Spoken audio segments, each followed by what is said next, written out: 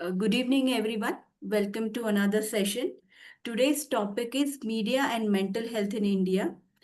We all are eager to listen to Mr. Srinivasan. So before that, I will talk a little bit about Eklavya Foundation for Mental Health. In Eklavya Foundation for Mental Health, we have three main objectives. That is, we spread awareness about mental illness and mental health. Second is, we work mostly on stigma eradication, stigma which is attached to mental illness. And third is, we run self-help support groups for patients as well as their caregivers. We have multiple publications. We run psychoeducation program for caregivers. You can we publish newsletter, which is a quarterly newsletter, which those are available on our website. We have our YouTube channel where you will get the recordings of all the sessions which are done previously. So I won't be spending much time like that, and we'll just start with our session. नंतरच बघतो. Okay, so I request everyone to please mute your mic so that we can hear Mr. Srinivasan. So over to you, Ganeshji. Thank you. Thank you, Manjiri. Hello, everyone. I'm Ganesh. I'm a mental health volunteer for Eklavya Foundation. It's my honor and a privilege to introduce our speaker, Raghavan Srinivasan. Raghavan Srinivasan ji is a mass media communication specialist with a decade of experience in sales and marketing before transitioning into journalism. He is driven by a desire to tell the truth, a need to be a change agent rather than a passive participant. He has been responsible for breaking major stories like the Harshad Mehta stock scam, the return of Coke to India, and the collapse of UTI, among many others. He has held senior editorial positions in major newspapers across the country, including The Times of India, Indian Express, Hindustan Times, Mail Today, Financial Express, and Business Standard. Today, he examines mental health in India through an investigative lens, a perspective from an insider in the media. Thank you so much. Over to you, Raghavanji. Thank you very much, everybody. I hope you're able to. Are you able to see my presentation? No, you have. Yes, we Yep. can. Okay. You can put it on full screen, sir.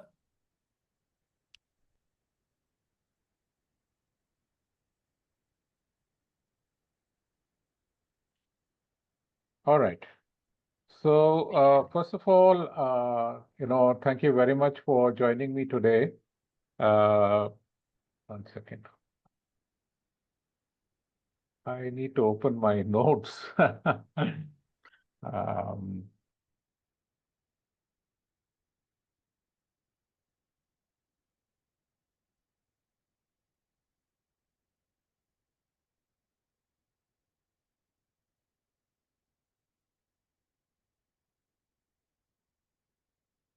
Okay.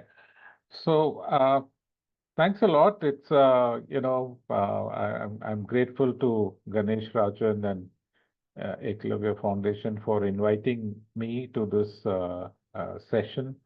I must confess at the outset that I am by no means an expert or even a reasonably well-informed person on the challenge of mental health issues in India. As a journalist and as a newspaper editor, of course, one carried reports many times, and one had some passing awareness of some of the issues and challenges. But as I was sort of researching for this article, it actually sort of highlighted the problems, in the specific context of media and mental health. So it really brought home to me the problems about how media looks at the issue of mental health, how it responds to it, and how that in turn sort of tends to color public perception and even policy. So, this is just a sort of to give you a very quick overview of what I will be walking you through over the next 35, 40 minutes. Um, Basically, we look at the scale of the population problem, which is really huge. There is, there's not much current data available. This is not something which the government actually monitors on a sort of consistent basis. There are surveys, there are some odd reports, but so I was only able to get data from a Lancet article, which was up to 2019. So it's already 5 or 6 years out of date. But even that painted a fairly worrying picture. About 14% of the population lives with some kind of a mental health issue. India spends a ridiculously low part of its health budget, which itself is suboptimal, well below the global norms as a percentage to GDP. And of our low health budget, we only spent 1% of it on mental health. The nodal ministry is the Ministry of Health and Family Welfare. Um, and they only allocate about 1% of their budget for this issue. This means that there is a very large treatment gap. The money is not available, the facilities are not available, infrastructure is not there. So depending on the condition, the kind of mental health issue, uh, the treatment gap is between 70% and 92%. What I mean by that is that uh, in the best case scenario, about 30% of the patients actually get some kind of attention. In the worst case scenario, it is under 8%. So, and I will also look at the role of media, the kind of potential it has to, transform perceptions and shape policy, and also the kind of potential it has to cause harm by sort of reinforcing or building stereotypes, by stigmatizing. I'm glad that the Eklavya Foundation is sort of focusing particularly on destigmatizing mental health issue, because I feel that the the start of the journey towards addressing the challenge of mental health in our country has to first start with destigmatizing and changing societal perceptions. So media can play a very important role in that. Is it actually doing so? We'll see. So what's the scale of the crisis? So that according to the last available government data, it's about 11% of the 10 and a half, 11% of the population. The Lancet survey had extrapolated up to 2019, it had made it about 14%. Okay. And mental health is, forms about 4.7% of the total disease burden, whatever, all the diseases, all the challenges which are, which our healthcare infrastructure faces. So mental health, forms about, under around 5% of that disease burden, and this has doubled since 1990. And as I said, as per the Lancet article, about nearly 200 million people uh, uh, reported living with some kind of mental health issue. But again, here, I think these numbers are quite misleading in the sense that there is severe underreporting of these of mental health issues in particular. In surveys, people tend to underreported because of the stigma attached. there is very little awareness, and even in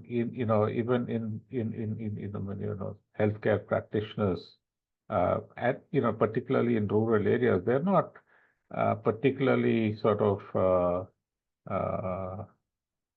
aware of various mental health issues, and this thing, and they tend to sort of look for physical reasons instead. So overall, I think this is a underreported number. The prevalence in reality may be uh, much worse. So, if you look at what kind of issue, this is again, this is a slide I've taken out of the National Mental Health Survey 2015-16. So depression is, the most widely prevalent. This thing, agoraphobia is surprisingly well over nearly 2.5%.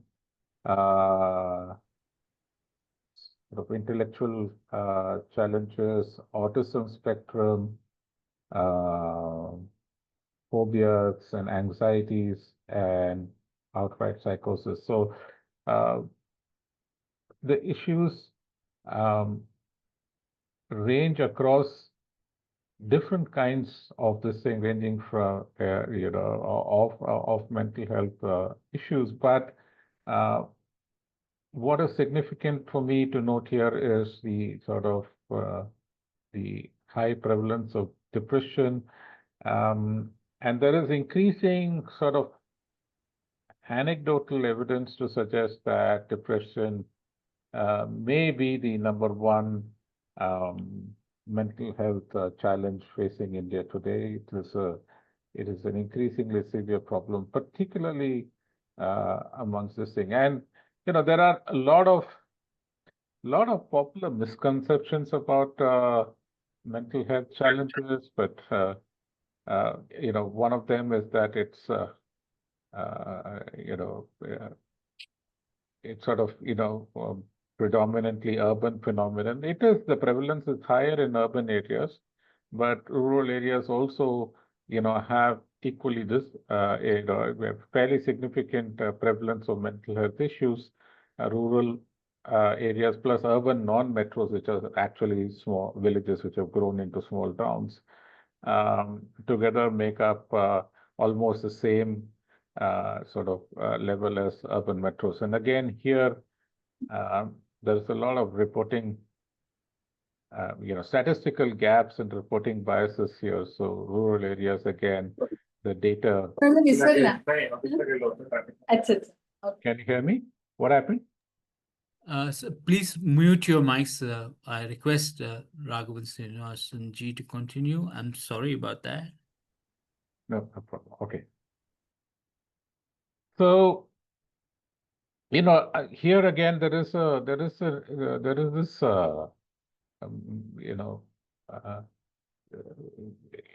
everywhere that you look at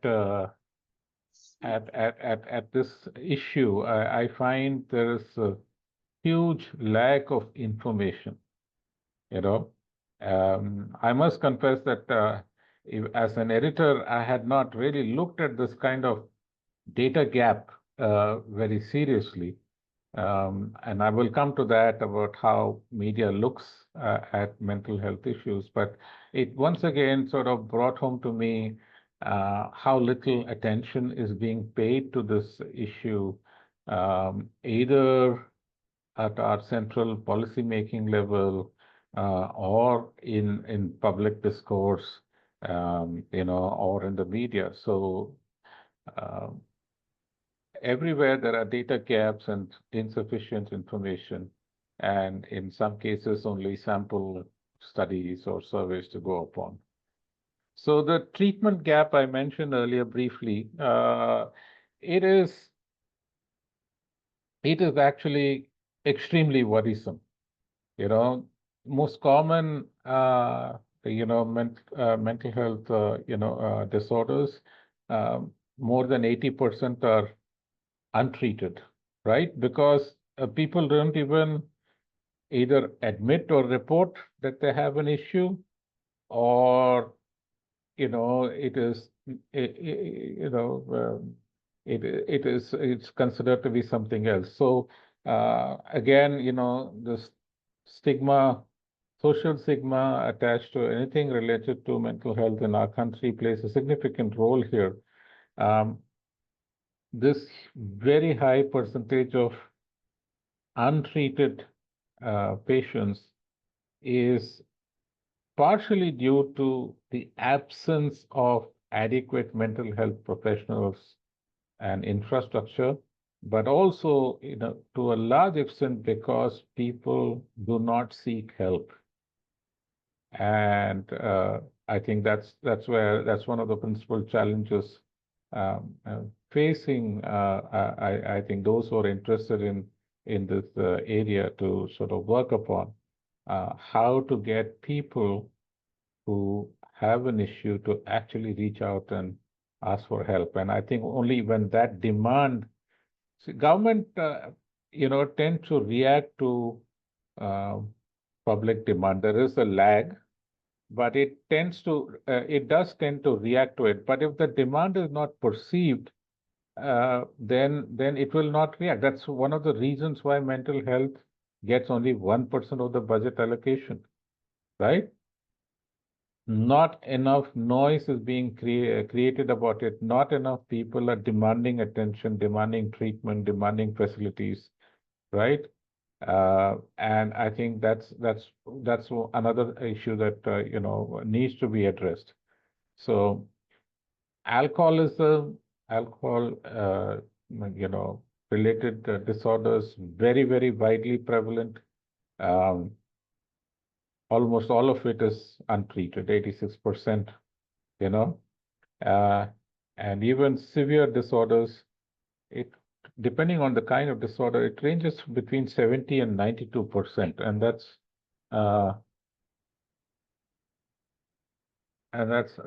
very, very worrying because it is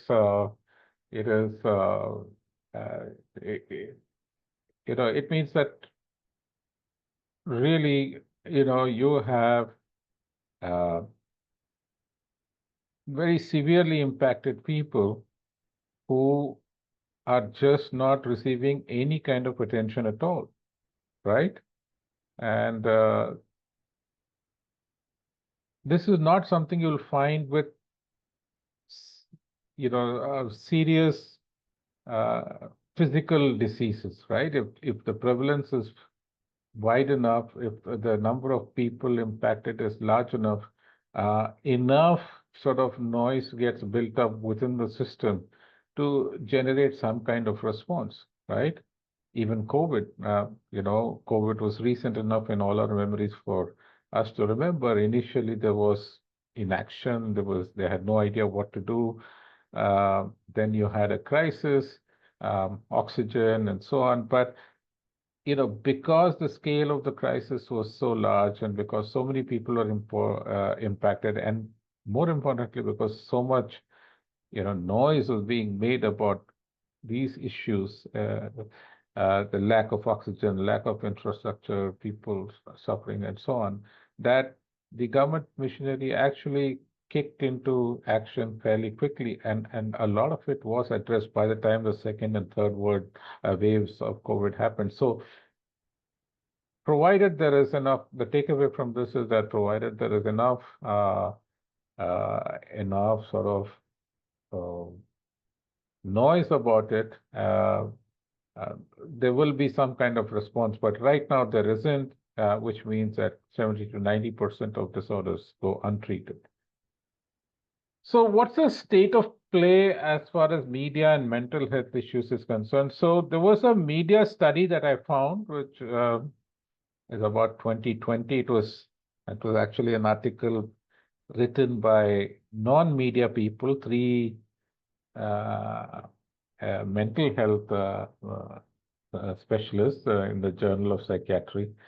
But they had done a sort of study on how the media is looking at mental health issues. So they did, I think they surveyed about 200 34 publications across different languages, primarily English and Hindi. They found that about 30.8% of the articles were stigmatizing. They used terms which sort of automatically conveyed a stigma, mentally, a person with mental health issues uh, was often referred to as a lunatic, for instance, or pagal in Hindi, and similar sort of pejorative terms were used. It was uh, there was even more worryingly, about 70% of the articles tended to portray those mentally with mental health issues as dangerous, and that's because these reports are typically crime reports which are put out by the police, right? And they will say that, whatever, there's a murder or an assault or some kind of other violent attack, and the police will just say that, this person had some issues, and they use very stigmatizing terms for it, which go unfiltered into the media. They're not reworked, they're not edited properly. Uh, you know, 1 in 3 articles you'll find a derogatory term or multiple use of derogatory terms in the articles. Um, Surprisingly, the Hindi media was found to be somewhat better in reporting quality than English, you know. And again, this was a sort of learning for me personally, because um, I was under the sort of benign impression that the English media did a better job in general. I worked as an English language journalist in my career, so uh, my sort of unjustified uh, sense of superiority was punctured by this finding that actually the vernacular media some quite often does a better job. Um, Again, this study is not representative of media, because media encompasses a lot more than just newspapers and magazines, right? So you have television, you have digital, you have you have now social medias very much there. So uh, in general, uh, although there is no study available on specifically relating to television, but from my own experience, um, I watch a lot of news television. Um, Television is actually much worse than print in terms of stigmatizing, in terms of, perpetuating sort of stereotypes. Uh, in the usage of derogatory terms, and more importantly, really not giving adequate space or time to people who are knowledgeable about the subject to actually talk about it. It is treated in a voyeuristic fashion, uh, sensational, just for headlines, breaking news, some kind of this thing. Some of the scrollers that you find, these on the TV screen, you have these headlines running up, but some of them are really truly atrocious, you know, and this is something that I think the media. This is this is the key challenge. So. I think media in general, there are several challenges. First is the severe sort of underrepresentation of mental health stories. They occupy very little space or time in the media, depending on whether you're print or audiovisual. Um, and even in that, most of it is given to sensational stories, stories involving violence, assaults, and so on.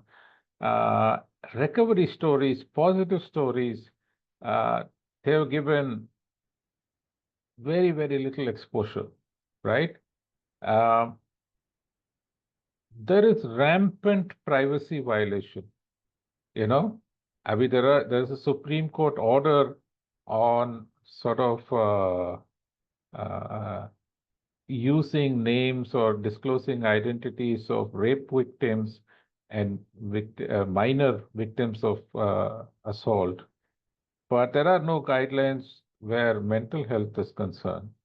And, they just, nobody seems to be bothered. They just, identity is exposed in the mass media, photographs, this thing. Uh, it's quite bad. Um, there are no broad reporting guidelines. So neither the Press Council of India or the which has certain guidelines for media, and then there is a voluntary body called the Editors Guild of India. I happen to be a member of that as well, which is just an association of um, senior editors, people who are editors of various media, news media organizations, and it sort of acts as a sort of advisory body, putting out certain advisories, interacting with the government, and also interacting with the industry. So it recently put out a set of ethical guidelines, but but those related more to you know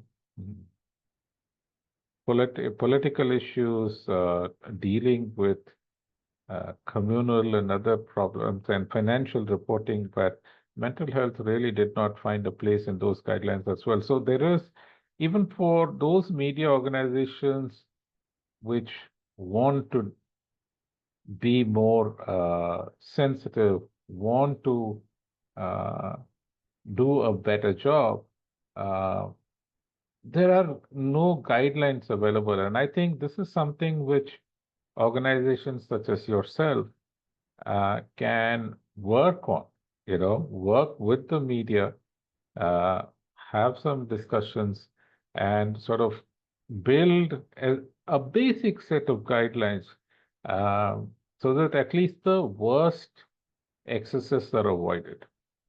Um, Sensationalized language is a big problem, as I mentioned earlier. Media, particularly audiovisual media, television, tends to look for and blows up issues and this thing, and quite often mental health is used as a peg to sort of simply uh, you know make it more sensational, perhaps scary, and in the process sort of reinforcing all the stereotypes. So this is a challenge for the media. I think media needs to sort of work on what can be done. Uh, I think a starting point would be to, develop guidelines, and also I think hold sensitization and training sessions for media professionals, particularly younger ones, so that good practices sort of get embedded into the system. So, but I mean, there have been some positive developments. I mean, celebrity advocacy has made a big difference. Very well-known people, Deepika Padukone, I think even Jasprit Bumrah, various sports people, film stars, they have all openly admitted to facing mental health challenges. They talk about it in an open manner. They urge their followers to sort of recognize and seek help. And that's been a very positive development. So celebrity advocacy makes a big difference. Then, there are, you know, digital media sort of offers the chance to reach a very large audience at very low cost, right? And there have been very effective campaigns done, particularly on social media, just using WhatsApp, just using Instagram, Facebook, uh, reached a lot of people with positive this thing. Like I said, television is still a bit of a black hole, but this is a government channel, Census TV. They hold regular discussions, I think once a week or once in 2 weeks.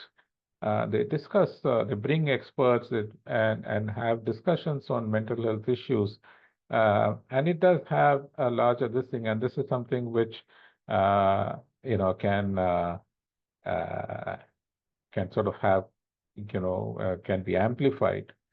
And there are also now growing sort of partnership between corporate sector and media uh, relating to mental health issues.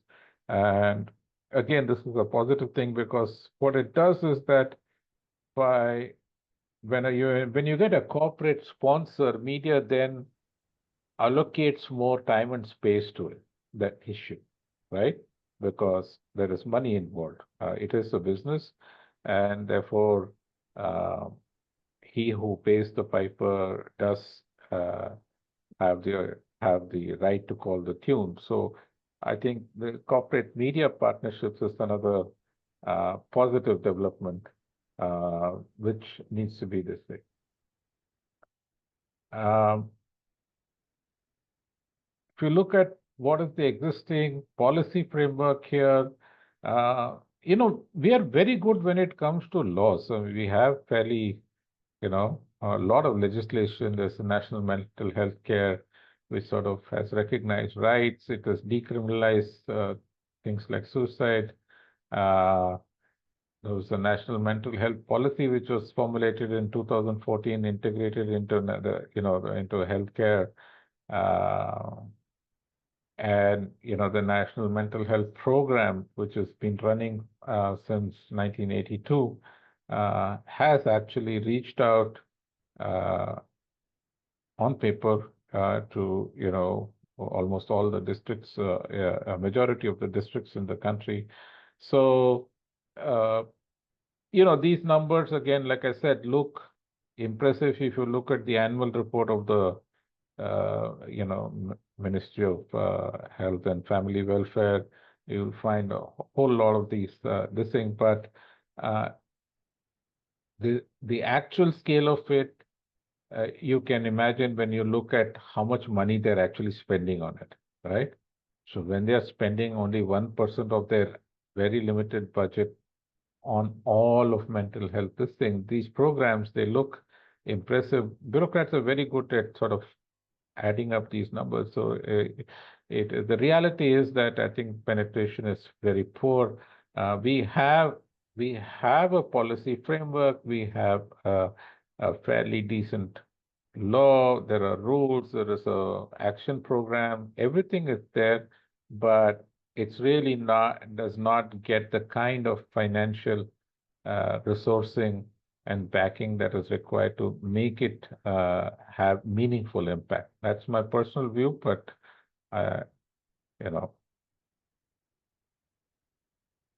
So this is the key, right? I mean, I'm sorry if I keep harping on money, but I was a financial journalist, and really, sort of, money is at the core of everything.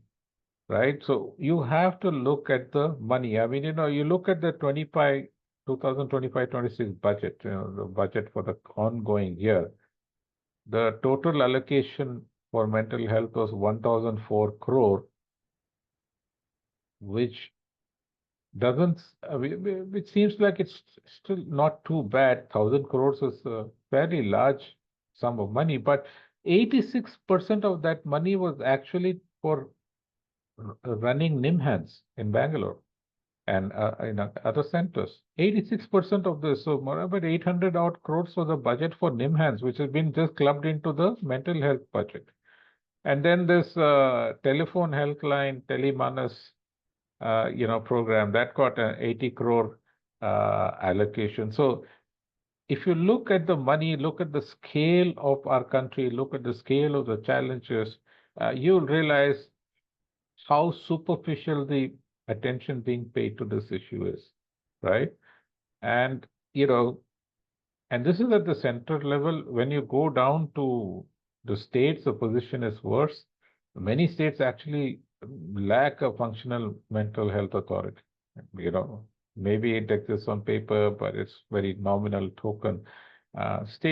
Many states don't take this seriously. So that is a challenge. So it's not, it's not just the center, it's also the state governments which are equally guilty of not allocating enough money or resources to the challenge of mental health.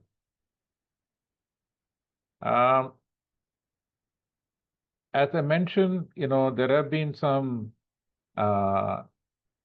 corporate responses. The corporate sector, particularly because many of them are now global companies, and so there are also global compliance standards. If you're listed in the US or in the European stock exchanges, there are multiple compliances, not all to do with finance, but also because of greater awareness, the chance of global bad publicity. So, but many companies are now sort of recognizing that mental health is a challenge, is an issue, at least for their own employees, and they are sort of creating systems to address that. So TCS has got, for instance, something called TCS Cares, which offers 24/7 support through an app. Infosys, these are technology companies, so they're like app-based, so they have a supportive mind app. Accenture has a mental health first aid training. And there was a CII survey. So about 90% of the companies they surveyed actually had allocated increased money to handle mental health issues in 2024. So one doesn't know how much, but they are spending more money on it than they did previously, which is not something one can say of the government. There are other issues, other positive developments where, recognizing mental health and equating it with physical illness. So when it comes to leave policy, for instance, now many companies now recognize that mental health is not different from a physical illness in preventing an employee from either working or working effectively, and they allow time off for that. There is some funding. There are some companies which offer treatment help, in terms of professional counseling and so on, or as well. So these are all, I think, positive this thing that at least the large organized sector has recognized that this is a problem and is responding to it. But one must, of course, keep in mind that this ultimately impacts a very thin, creamy layer of our society. I mean, all of organized sector employment only accounts for 10% of employment. 90% is in the unorganized sector. And, these things are there in maybe the top 100, 200, 300 companies, but not when you go down to, we have, millions of MSMEs where none of this is present. But it's a beginning. So, there are, of course, global best practices that India can and should follow. WHO in 2022 issued guidelines for workplace interventions. Canada has a psychological health and safety standard. Australia has mandatory psychosocial risk assessments. EU has sort of integrated occupational risk frameworks, which also encompass mental health. And there are aspects of all of these that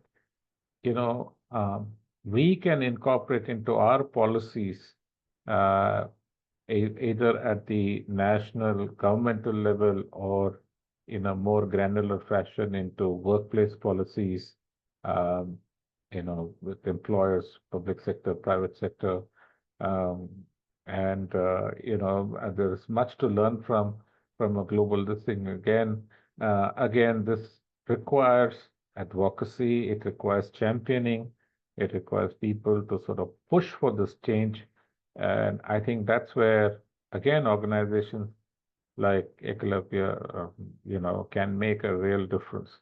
I think, and again, this is where the media comes into play out here, because these are not issues that which have been discussed adequately in the media, uh, in the opinion, in the opinion sections, or like I said, in serious discussions in television, and much more can be done.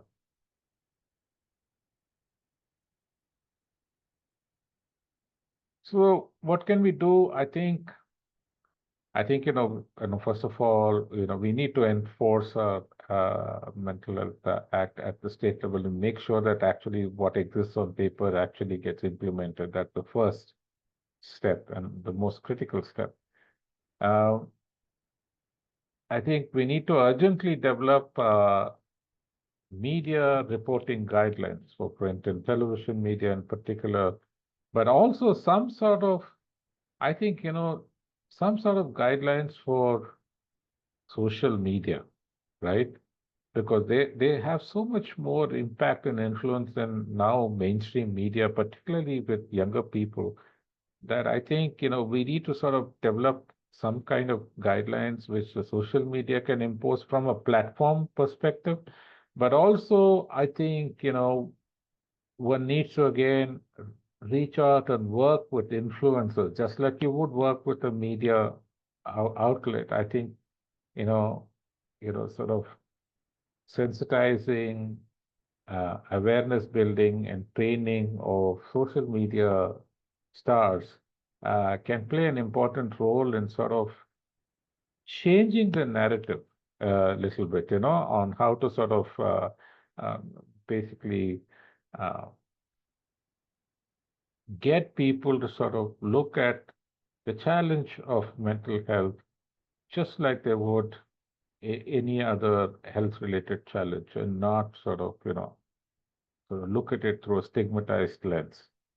Um, the government could help by sort of, if it doesn't have enough money to devote on its own, it can try and sort of get businesses to sort of spend more, give tax incentives for corporate programs, recognize it as a CSR initiative, for instance, the and really the district mental health program, which I said it exists on paper in 735th district, but there is such insignificant funding that it basically goes to sort of pay the salaries of somebody out there. It needs sustainable and sharply enhanced funding, so that's another challenge that we need to work on with immediate this thing. I think immediately we should press to increase the mental health allocation, to start with double or triple the current level. At least take it to 3% of your health budget, right? Because right now that 1%, basically, as I looked at the numbers in detail, I realized that it is mainly just paying for NIMHANS, one institution. It's not really a health budget for the country. So we need to increase that sharply. I think organizations can work with institutions like the Press Council, the Editors Guild of India, the Indian Newspaper Society, and the Indian Broadcast Council. Just work with the large bodies to try and put together at least a basic, simple media guideline, a set of media guidelines within 1 year. I think that needs to be done immediately, because really the current state of affairs is quite shocked. Uh, I think at the state level, you need to start building pressure on the government, state governments, on the political establishment to sort of activate and ensure that state mental health authorities are set up, functional, properly funded. And I think a certification program also, these are all incentives, it's like a Twitter. So, you certify a corporate, it looks good on their annual report, shareholders uh, are happy, but, something positive happens. So these are something which these are all easy to do, low-hanging fruit, so to speak, which can be actioned very quickly. Long term, I think, we need to look at sort of at least halving the treatment gap by 2030. So another 5 years. So instead of 80% not treated, let's try and bring that down to 40%, right? Uh, I think, we need to make workplace mental health sort of a standard and integrate it into, policies and guidelines within workplaces, whether it's a government as an employer or the private sector. And I think we need to create an integrated ecosystem for treatment. I mean, modern, but also traditional approaches. And, we have had traditional systems of support and treatment, which can be sort of integrated, and so that you basically reduce the reluctance or the resistance to actually seeking professional help, and that's, I think, the biggest challenge that we face today. So, I mean, final points. We have a big crisis. It's very urgent, but it is solvable. It's not a this thing.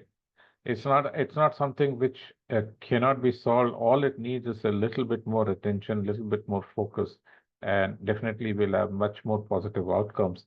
Uh, Media, I'm afraid, does not come off very well in this review, and it really needs to sort of move towards being a solution provider rather than part of the problem.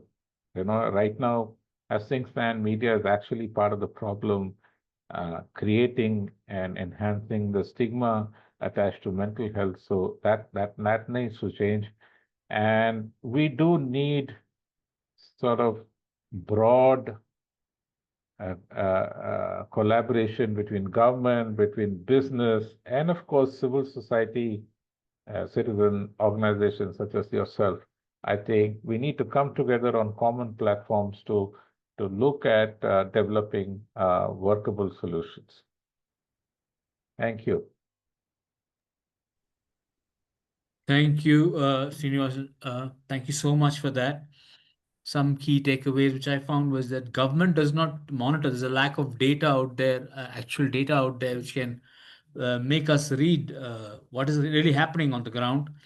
I was surprised to find that psychosis was on one of the lower scales. But again, that could be like Raghavanji suggested, there is not enough reporting, so that could be an issue there. Um, Very insightful. Basically, not enough noise, leading to low budget allocation. How and when how to create noise is something which organizers can come together and look at.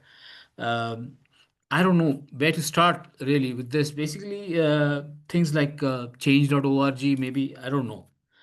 Alarming use of derogatory and portrayal in media, lunatic, dangerous. That's something which hits be the first thing one reads, because they say once it is printed, it is taken as truth.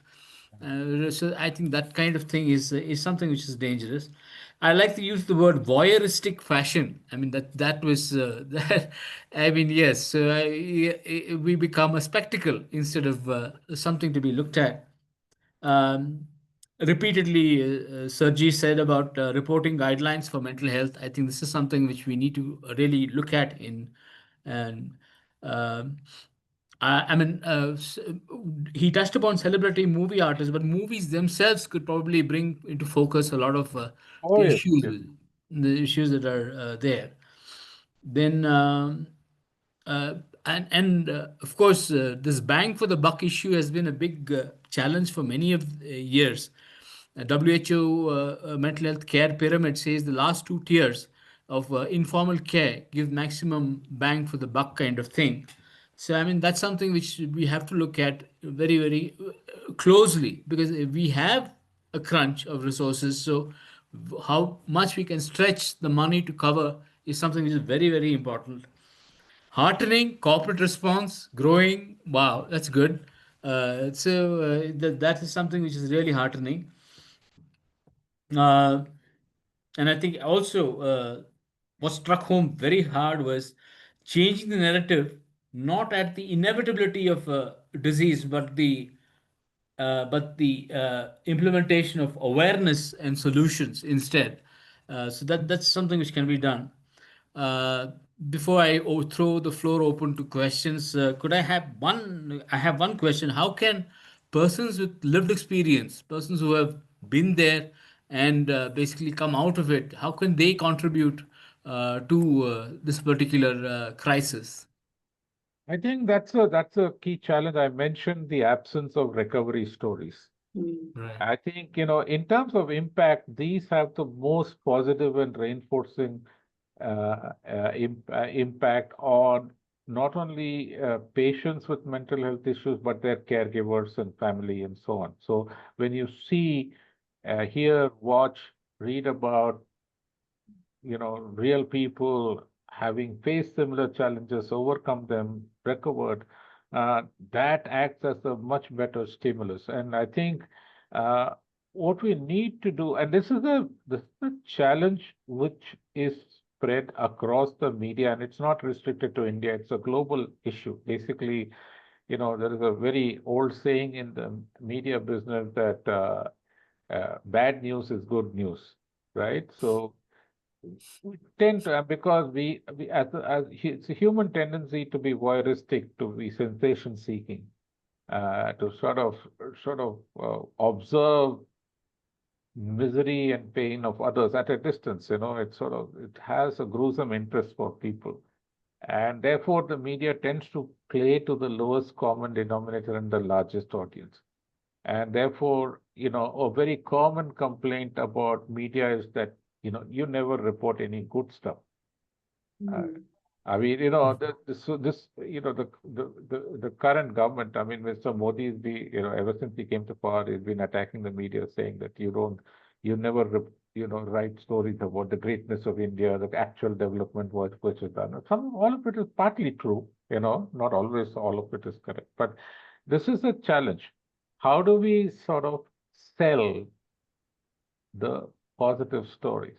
And I think um, that that sort of can happen when media leadership is, and here it's important to also, I think, address the owners, not just the editors, because I know, right.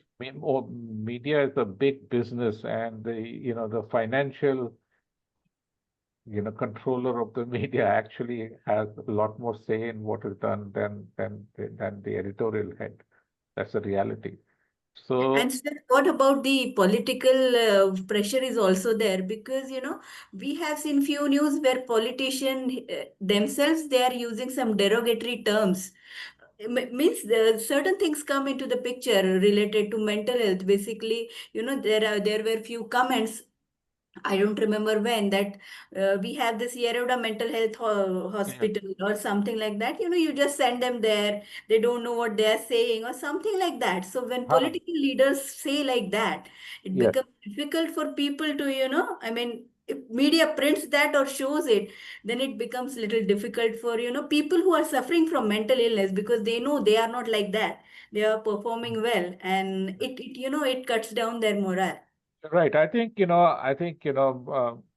Civil society organizations like yours, you need to sort of work on this, reach out to your political representatives, and it has to be done at a granular level, from your ward level to your councillor to your state, this thing, or the MP. And I think, build awareness, build this thing, call them out.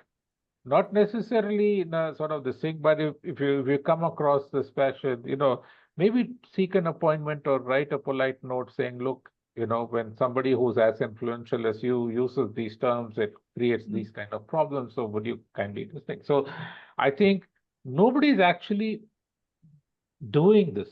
The media is not calling them out, whereas political incorrectness is called out on other fronts.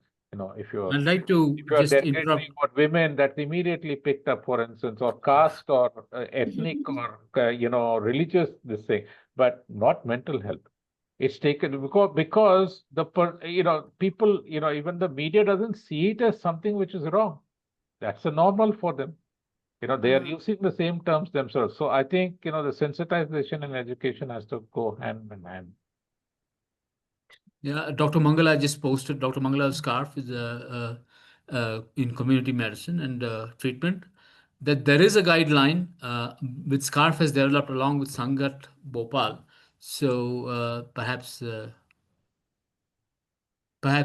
can help many of us align with a more larger movement. Right. Yes, Suhani, you have your hand raised.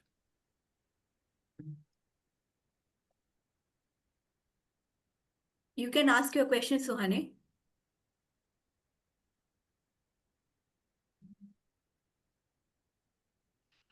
We have a question posted by Disha Palkar.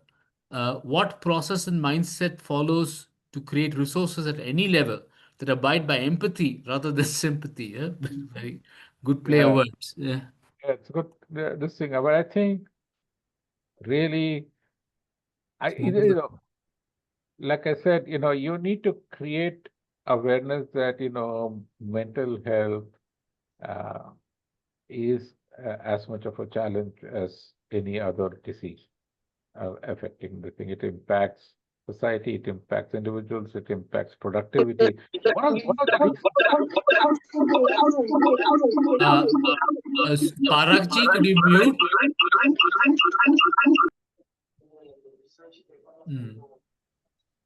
Sorry about that. Sorry. Yeah. So, one of the reasons why there is a, better response from large corporates, organized, big companies, is that they have actually already observed the impact on productivity. Nobody is doing it out of altruism, right? They realize that it is a much more prevalent problem than realized, and that it has a measurable impact on productivity, and therefore they are offering these sort of support and help services because ultimately they want people to stay healthy and stay productive. That's why the company is doing it. So this sort of awareness has to be created at a policy making level as well across the country that this is something which impacts the country, it impacts the economy, there is an economic cost to it, therefore you need to address it, right? And I think what was said about creating empathy instead of sympathy, that's also a very good thing because empathy changes the perspective. Sympathy is like sort of viewing the patient as an object of pity, which is not what is this thing. You empathize with the person's problem, try and find solutions, try and offer help. That's it. So I think switching the position from sympathy to empathy is very, very important. That's quite nice. Dr. Mangala, you have your hand raised. We can take a couple of more questions and then we'll go. Yes. I don't have a question. I just have a comment. I think it was an excellent presentation, and I'm extremely happy to see that somebody from the journalist background is actually worried about how media is depicting mental health. Just a couple of points to add to what Mr. Srinivasan spoke about. I think most of the time, media reporting about mental health issues is either associated with events. It could be a conference or some public engagement program that is run by a particular organization, or it could be days related. Like, for example, now October 10th, Mental Health Day is around the corner. So there will be a couple of stories which will talk about mental health on those days, or for Suicide Prevention Day. But I think people will become more aware and more empathetic towards mental health if mental health is, it becomes part of any kind of story that is written. It could be, very recently there was a story written by a senior journalist about the mental health trauma that trans persons feel because of lack of availability of specific toilet spaces in public toilets. So I think if we bring in a mental health component in other aspects of daily life in reporting, that will make people take a note of mental health in general. And sometimes, when there is a violent incident and there is a report, there is no follow-up stories that come up. Actually, there is just the sensational reporting, but there are no follow-up stories either for a suicide or for uh, any news item that involves a mentally ill person. So I think those kind of stories will add more value and bring better insights about mental health to the general public. And journalists also need to be educated, because they are as uninformed as anybody else in the community. So that is one reason why uh, journalists also need this education about mental health awareness. Thank you. True. Thank you. Yes, I think it's a good point, but let me, you need to build. So media tends to react to society. It observes society, reports society, reacts to society. So from my own experience, I can tell you that 20 years ago, most major newsrooms didn't have a dedicated environment reporter. 25 years back, environment was not a subject which was covered by the media on a dedicated basis. Today, it is one of the principal beats, so to speak, critical issue, and you have a lot of resources dedicated to it. I think mental health faces the kind of challenges that environment did, you know, before the reality of climate change started hitting people, and they realized that yes, there's something which is now visible. It's not something which some scientist is talking about, something which is going to happen in the distant future. It's happening here and now, impacting people, impacting lives, and therefore a lot more of attention was paid to it. But I think something similar needs to happen with mental health. Like I said, just better awareness of the prevalence of the problem will be the first step in sort of creating as a demand pull for coverage from the media, which will then translate into more resources being devoted to this. And then you need organization. It's needed. Climate reporting was built up through a lot of funding, mostly overseas. Indian funding was not very available. Now there are some, but earlier it wasn't. And it was built over time through the UN, through other organizations, through a lot of NGOs working on training, education, capacity building, awareness, and then it sort of now became a sort of self-sustaining thing. And I think something similar needs to be done in the area of mental health. Thank you. Yeah. Thank you. We've run out of time. We can just take one other question. Uh, Suhini, you have your yeah, hand raised. yeah. Can you hear me? Yes. Yes. Yes, please go on. Yeah. Thank you, sir, for having such an insightful session, and for the information you gave was truly incredible. And for me, as a student of psychology, it was really an eye-opening in certain circumstances and corners of media and mental health. I want to ask you a question about when it comes to rural population. It is not very discussed in the mental health when it comes to media and mental health.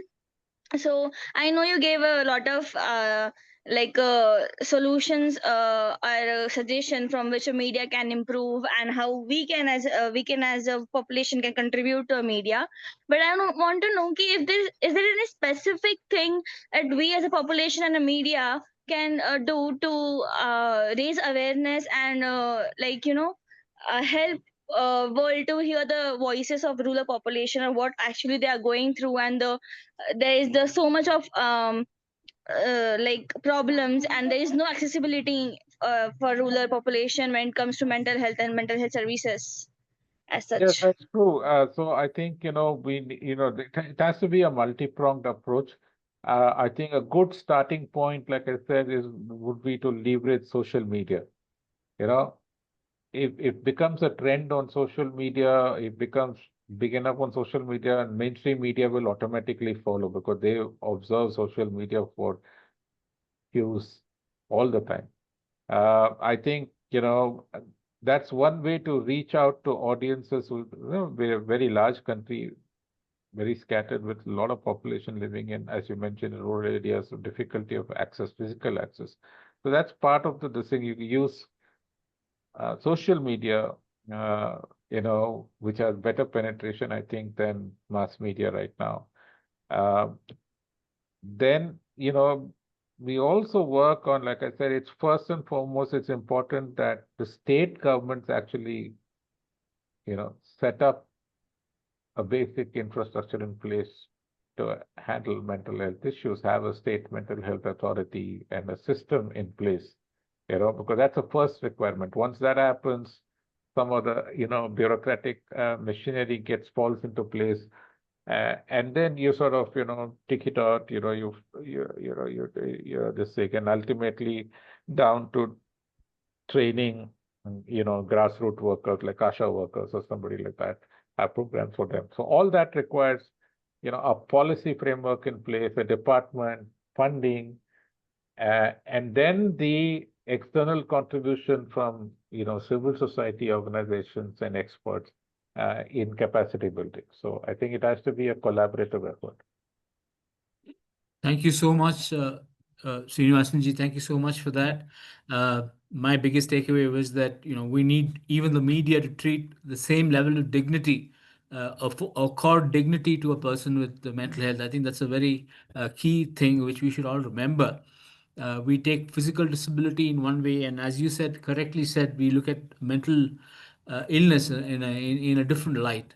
So I think uh, according dignity to people who are seeking help uh, is something which can go a long way in removing stigma and also self stigma. Really appreciate your time, doctor. Sorry, see, doctor. You've spoken like a true doctor. So, so yeah, Mr. Srinivas Raghavan, thank you so much for being with us today and the ideas shared.